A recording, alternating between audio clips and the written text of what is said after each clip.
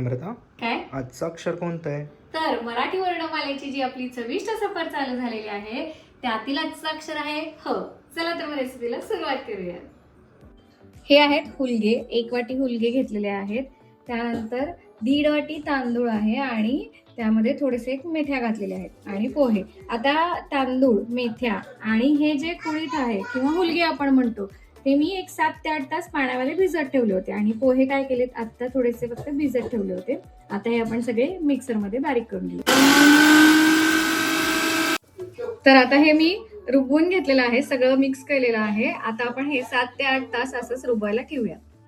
हे बघा, जवळजवळ रात्रभर आपण हे रुबण्यासाठी ठेवलं होतं. मस्त असं रुबलेलं आहे पीठ. हे बघा, मस्त.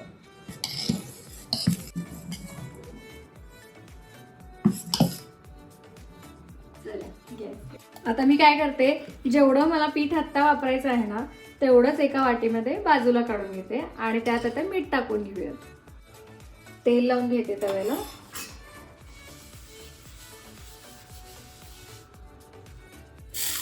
हे बघा, कसं तव्यावरचं पाणी पूर्ण निघून गेलं की आपला तवा तयार आहे असं समजून घ्यायचं. मस्त असा डोसा करून घ्यायचा. ओके,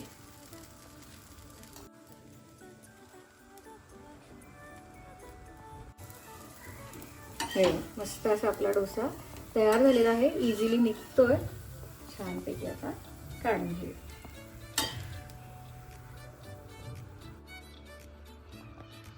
आजचा आपला अक्षर होतं ह आणि आपण वापरलेले आहेत हुलगे आणि हे केलेले आहेत डोसे. चला तर मी आता थोडंसं टेस्ट करते. मस्त कुरकुरीत झालेले डोसे, सोबत ही खोबऱ्याची चटणी आहे. सुंदर झाले बरं का. आपली ही मराठी वर्णमालेची जी चविष्ट सफर चालू झालेली आहे ती आता जवळजवळ संपत आलेली आहे. आणि अजून पण तुम्ही चॅनलला जर सबस्क्राईब केलं असेल तर यूट्यूबवर नक्की सबस्क्राईब करा. इंस्टाग्रामवर फॉलो करायला विसरू नका. धन्यवाद.